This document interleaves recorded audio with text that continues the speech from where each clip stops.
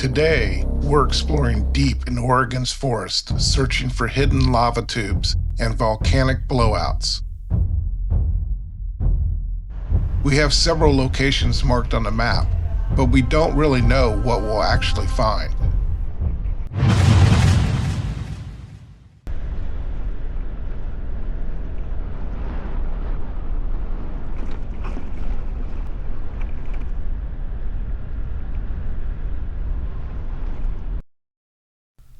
We're leaving Flat Top Butte from our last episode and heading back into the Deschutes National Forest over to the Devil's Garden volcanic field, hoping to find these lava tube caves and volcanic blowouts.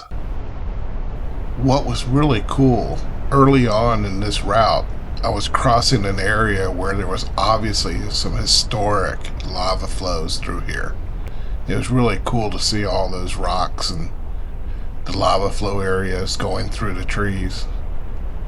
The Devil's Garden volcanic field here in Central Oregon was formed by a series of eruptions roughly 10,000 years ago. The 45 square mile lava bed was really created by lava draining into underground tubes, leaving behind what could be considered really fascinating geological features.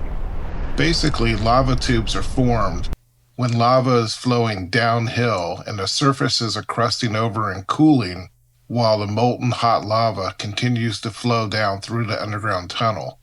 When the eruptions cease, the tubes are basically draining, leaving large subterranean caves.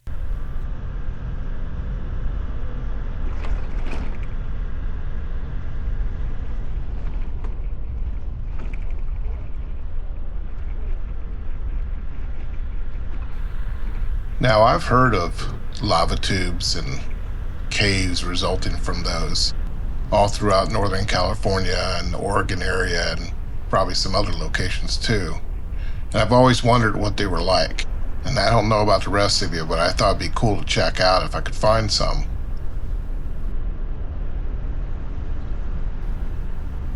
I was told by a local ranger of several locations in the Deschutes National Forest.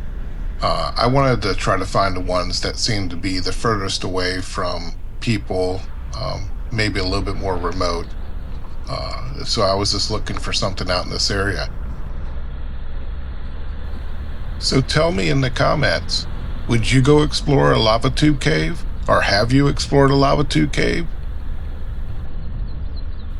I'm curious what experiences others had when exploring these caves or finding these caves.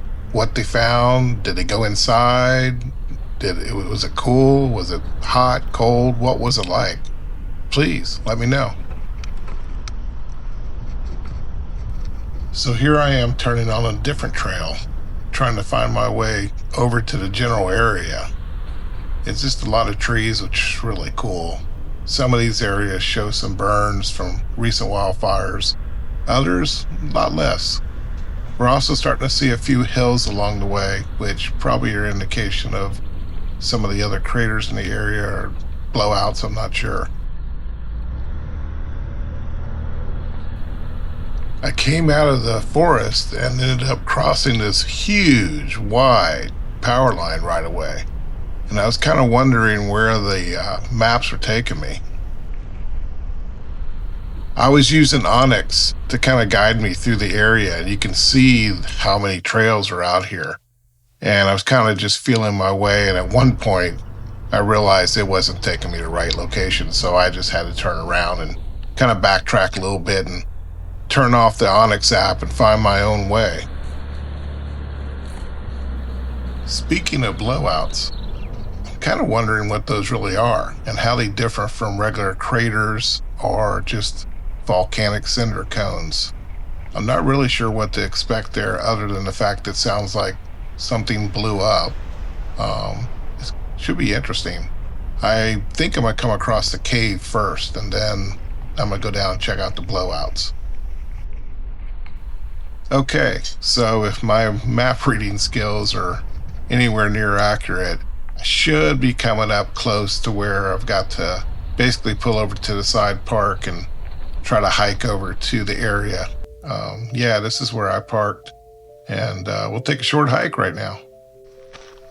This lava cave is named after a pioneer rancher who homesteaded near this area in the late 1800s. It goes by the name of Derrick. I read that in the early days of World War II, local people in the area planned to use the cave as an air raid shelter in the event of bombing run on the west coast. I also read that the cave has a total length of 1,134 feet, wow, and extends 53 feet below the ground surface at its deepest point. Apparently this entrance here is where the roof collapsed down, which allowed access into the cave. In the early 1960s, they also supplied a vault in the cave to hold food and water just in case it needed a nuclear fallout shelter. I brought a flashlight with me, and I really wanted to go down and explore in the cave, but when I looked over in this deeper portion, I realized it was a lot further down than the surface where I was at, and had pretty much 2 to 3 foot steps going down, which means back up also.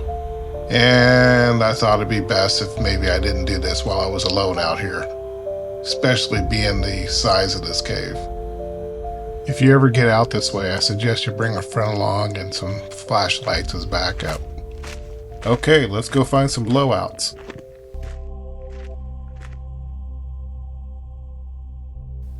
So I walked back down the trail to my Jeep and hopped in it and drove a little bit further south along the route to the blowout area. So I learned that what distinguishes blowouts from a regular cinder cone is the fact that magma, presumably coming through these lava tubes, run into groundwater, and then basically the steam explodes, violent explosion, where the water is just turned to steam immediately.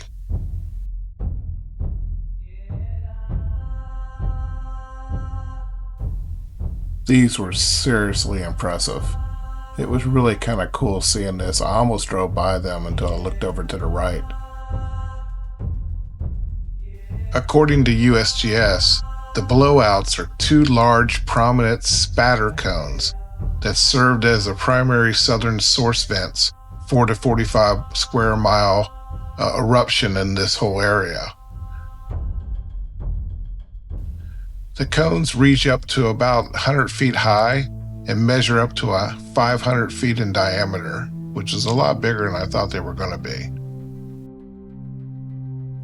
The blowouts were located pretty close to being due south of the Derrick Cave lava tunnels, so I suspect this was further down the line along the same tunnels from the major explosion. Well, that's pretty much it for this episode. Thanks for joining me.